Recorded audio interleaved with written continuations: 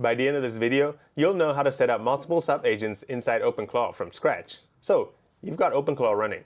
Maybe you've connected it to Telegram or WhatsApp, but right now you're basically using it like a fancier ChatGPT with a timer. You send a message, it replies, and it reminds you of the task that you've asked it to do from time to time. And that's fine, but it's not what OpenClaw is actually built for. To use it properly, you need to do three things. Define the agent's role clearly, map out the workflow you want it to follow, and give it the right tools to actually carry out the task. And that's where sub-agents come in. They help you separate responsibilities, maintain better context, and handle more complex workflows without things breaking down. And on the off chance you're new to OpenClaw, or haven't set up OpenClaw before, I've linked my previous video right up here and down in the description below for an easy way to get started. Now, why talk to a main agent instead of just messaging sub-agents directly? Well, think of it like having a small team instead of one overworked person. Each specialist, sales, marketing, finance, or whatever you need has its own tools, its own memory, and its own context. Tasks don't collide, credentials stay scoped to the right job, and because each agent isn't constantly relearning every domain, you get faster and cleaner responses. It also keeps things clean. Each sub-agent only loads the skills, files, and memories relevant to its specialty. So prompts stay short, responses stay focused, and you're not wasting tokens reloading a massive context every time the task shifts, say from a sales outreach to a creative marketing campaign. And with the right architecture on top of that, you can give the main agent a high-level goal. Something like, get me 10 meetings in the next 2 weeks. And you'll figure out a plan. Your sales agent handles prospecting and sales outbound. Your marketing agent runs targeted ads to those same accounts. Each one doing its job, coordinated from the top. And as always, I'm going to run this step by step with as little technical jargon as possible so that it's easy to follow. And by the way, if you find videos like these useful, please hit that like and subscribe button. It really does help a lot. Now let's dive right in. So this is what the structure roughly looks like of what we're trying to build today, which is essentially a main agent and a series of sub-agents. And of course, all of these are actually the same OpenClaw instances. So what's going on is actually you're giving it a different context. So the main agent has the full context, sales agent has its own context, its own skills, its own sole MD, its own identity, and all that stuff. And essentially what we want to do is to connect that to the main agent so the main agent can actually give directions to the marketing agent as well as the sales agent. So the main agent here, I've named it as Ketchum in the Pokemon theme, and then I've named the sales agent Pikachu and marketing agent Charmander. And I've already set this up, but what I'm going to show today is setting up another agent. Perhaps let's call it the HR agent Bulbasaur. Okay, and we're going to create this one. This one's not created yet. And essentially how these agents communicate with each other is that they have a shared context, which is stored in a shared file basically, which gives the main agent visibility as to what each of these agents are doing. There's also a shared playbook or shared tools that the main agent can look into to know what each agents have in terms of tools and skills and stuff like that. And at the same time, there's also a scheduled run every day where the sub-agents actually update the main agents on what's happened that day, whether it's learned new skills or what are the tasks being assigned and stuff like that, so that the main agent stays in context. And so the first thing you want to do here is make sure that you have access to obviously the OpenClaw gateway itself, as well as the terminal into the OpenClaw. And if you're running it on a Mac or on a laptop, and of course I don't recommend running it on your own local machine where you have all the sensitive data, because it does have root access to that said machine. So in this case, I'm actually deploying it in a VPS, which I've now SSH into or tunnel into. So now what I can do is just do an OpenClaw agents command, and this is gonna give me an overview of the current existing agents and stuff like that. And here, as you can see, I have a total of 3 agents. The first one being the main agent, Ash Ketchum, and then the second one, sales agent, which is Pikachu, and marketing agent, Charmander here. Right. So what we want to do now is to add another agent, and we can do that by typing in the command OpenClaw agents. And notice that if you're running a command related to creating agents, editing agents, looking up at agents, it always starts with the word agents, right? So OpenClaw agent something. It's a similar concept with gateway and stuff like that. So if you want to run any commands that has anything to do with the gateway, you would type in OpenClaw gateway something, right? So it's the same thing, OpenClaw agents, and here you want to name your agent. So in this case, I'm going to name it Bulbasaur. So this is the HR agent. And there we go. Once you hit enter, it's going to confirm that it's creating the workspace for Bulbasaur. So I'm going to hit enter on that. And then whether or not we want to copy the auth profiles from main, we're going to select no here because we don't want it to have the exact same access, exact same context as the main agent, which is Ash Ketchum in this case. And then now it's asking whether we want to configure the model for now, and we want to go yes because we want to configure it right away. And here what you can do is you can choose the model that you want to be using for this particular agent. And in this case, I'm going to pick an Anthropic model. I'm going to choose Anthropic API key. I'm going to choose paste API key right now. And of course, you don't always have to use the higher level models for these sub-agents. You can actually choose a simpler or cheaper model to run these sub-agents, given that the complexities of the stuff that's running might be less than the actual main agent. So typically that's how it would work. You have your best model being your main agent, and then your sub-agents can actually have a lower model just to be more efficient in terms of your tokens usage. So I'm assuming you already know how to grab the Anthropic API key. If you don't, where you want to go is to go to platform.claude.com. Similarly, if you want to use OpenAI, that's platform.openai.com, and go over to the API key section, and over there you can create a new API key. Of course, these are all paid. You got to put in your credit card, etc. And here I'm just gonna create Bulbasaur OpenClaw API key. All right, so I'm gonna hit add. Sorry, I need to click on default workspace there. I'm gonna hit add. And then it's going to create the API key here. Of course, keep it secret. I'm going to revoke this right after the recording, but just want to show you guys how it all works. And then I'm going to paste the entire API key here. And the next question that's asking me is whether we want to configure a chat channel for now. And this is optional, but I'm going to configure the chat channel so I can actually talk to the sub agents and not just only through the main agent, right? So here I'm going to also choose Telegram.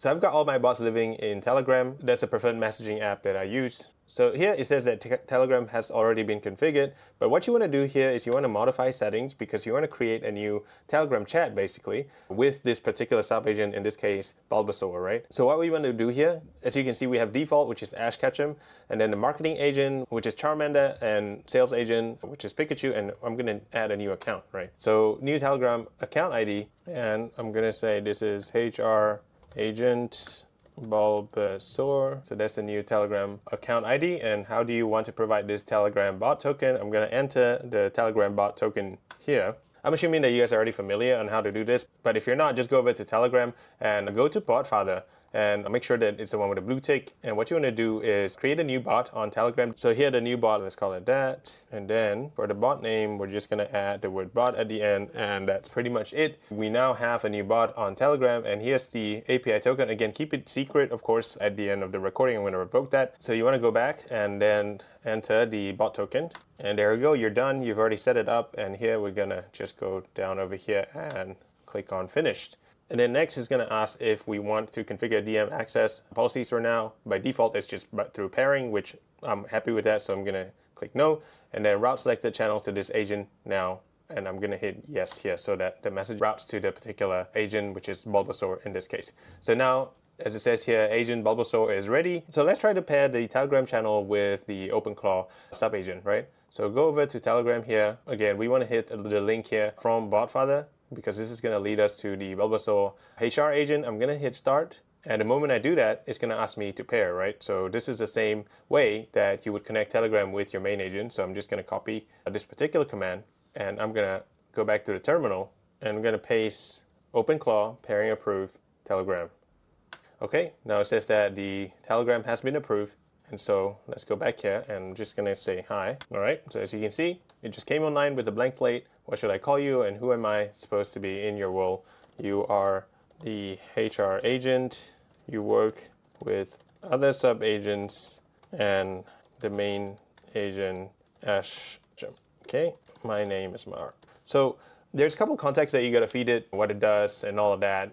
Even maybe create a skills MD to be an efficient HR, whatever processes that you want it to do, and kind of upload that, let it ingest the skill MD, or you can have it create their own skill MD too, right? So it's going to ask me a couple of things here. So I'm not going to go through the whole setup because I don't actually know too much about what the HR processes is for typical businesses, but I do know a thing or two about sales and marketing. So that's what I'm going to show. So here I already have Ash Ketchum, which is my main agent set up, with all the skills and stuff like that. So I just clear out the history, which is why it's blank, but actually we had some past conversations. So, just before we do that, you want to go back to your gateway control for OpenClaw. So here, just want to show you guys that in the chat itself, if you open up the list, it actually shows you, that I've got the main agent, I've got Pikachu, I've got Charmander as the sub-agents. Now, because I just added Bulbasaur as a sub-agent, I need to restart the gateway so that it actually reflects Bulbasaur here. So what we can do is we can go back to the terminal here. So we're going to ask it to restart the gateway. So OpenClaw gateway restart. Okay, so you just did that. You're going to get logged out for a second, and then you're back at it, right? And here, if you now go into the chat, you'll see that Bulbasaur is part of the chat here, right? So you can actually see what I'm chatting with Bulbasaur about. So you can see there isn't any new messages here. So just a quick one, if you go to the agents tab over here, you can actually see the list of sub-agents that you have. You have the main Bulbasaur marketing agent, sales agent. So, this is where you can see all of that. And then you can see the files, the tools, depending on the agent that you're selecting. So here in the sales agent, which is Pikachu, if you go to the files, you'll see that it has a different agents MD, Soul MD, Tools MD, all this stuff, which is different from my main agent or Charmander, my marketing agent. So you can really personalize, have it be really, really good at a certain set of skills. And that's really the way you want to approach creating sub-agents. And of course, the tools and skills itself is also going to be specific to each agent. So not all agents need all the tools or connections, right? For example, in the sales agent, which is Pikachu, I've connected the Apollo tool, which is a data enrichment tool, and Lemlist, which is an email infrastructure for sales campaign tool. For the marketing agent, which is Charmander, you might want to connect Canva or Instagram and stuff like that. You don't want to necessarily give it too many access, especially for tools that they don't use. I know there's a temptation of going into Apify and giving the sub-agents multiple access to scrape YouTube, to scrape Instagram, or to do something that sounds really cool. All of that is great, but what you need to do is really just list down what you want the sales agent to be able to do, right? If you wanted to focus on prospecting and coming up with copywriting, so then you want to create a repository of skills that is specifically made for that. And then you might have a different agent, which is maybe a research agent that is specializing on scraping and getting you the data that you want. And that's maybe what you want to connect to a lot of the Apify scrapable tools, Firecrawl, and stuff like that, right? So just putting it out there that actually architecting the entire multi-agent structure is more important than actually plugging it together, wiring it up, because that's actually the easy part. So coming back to the setup, just before I asked Ash to reach out to Pikachu or Charmander to do a certain thing, one important step here that I didn't show because I've already set it up is you want to make sure that you run this command, which is to make sure that it creates a shared status folder with all the sub-agents, sub-agent SOP skills, to make sure that the main agent has the skill repository to know how to work with these sub-agents, because it basically needs to maintain a shared context of what the sub-agents are doing, right? And then also it's going to need to be able to communicate and delegate tasks to these sub-agents. And the way it's doing that is actually configuring the permission for the sessions to be visible to all, right? And that way it can actually go back and forth in terms of, let's say, there's a draft copies of emails that the sales agent have created and it wants to send to the main agent, it can actually do all of that, all right? So I'm not going to hit enter on this, but what I'll do is I'll copy this and put it down in the description below. So if you want to use it, you can just copy it and paste it into the main agent. But if you don't want to do that, you can actually just prompt the main agent and ask it to create a system and structure to be able to communicate with these sub agents, and it'll be able to work itself out as well, right? But this is just a shortcut to do it. But yeah.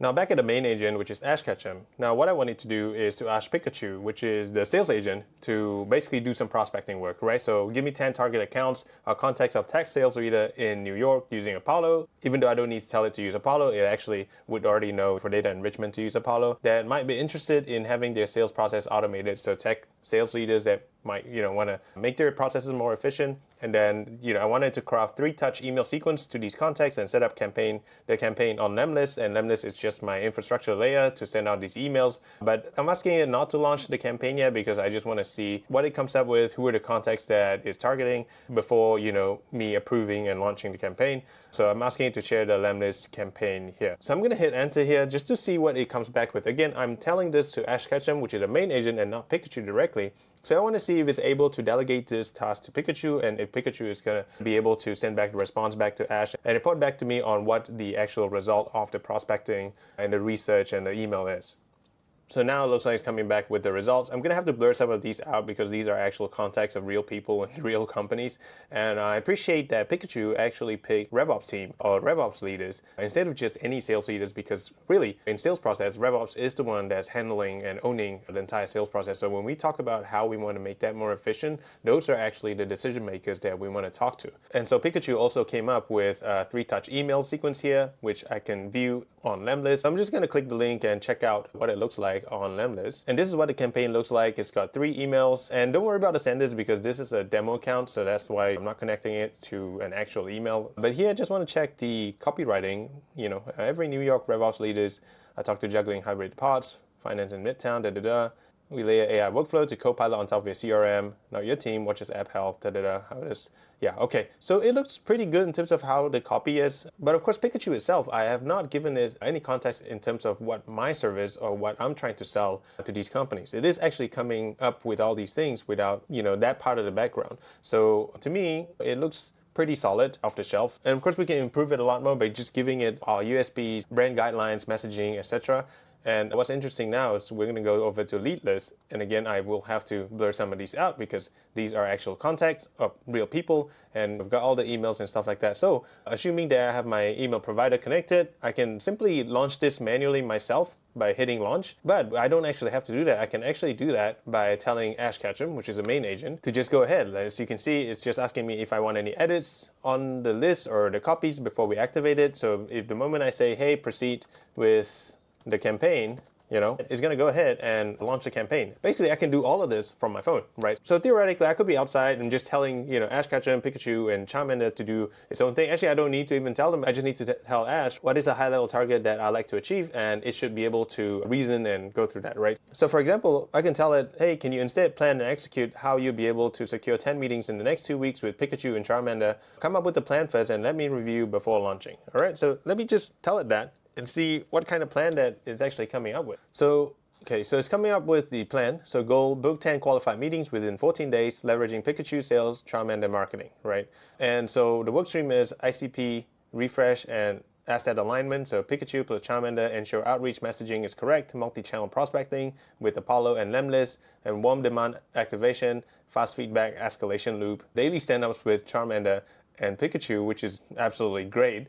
And then, there's some detailed steps of what it's going to do from, day 1 and day 2 and day 3 and so on and so forth. Outbound wave A, outbound wave B, manual follow-ups, inbound, etc., micro messaging. So I really like how it's coming up with all these plans. So just wanted to let you guys see what the possibilities are when you have a team of agents like this, where you can just tell the main agent a high-level goal, and then it's going to be able to delegate those things into what the sub-agents are really good at. And you're going to have a lot better result than if you were to just ask one agent to do multiple things, right? Because that's going to crowd the skills repository, that's going to crowd the context window, and that's going to crowd a lot of the memories as well. And of course, you're going to take a hit in terms of token efficiency because you are presumably using a high-level model for your main agent, and you're using that model for every single task that it's doing, even though if it's a low complexity task. So there you have it. That's an easy way to set up a multi-agent system with OpenClaw. Hopefully that's helpful. And of course, this is just scratching the surface. This video is meant to be a beginner's guide to how to set it up. But as always, if you find videos like these useful, please consider subscribing, and I'll see you in the next one.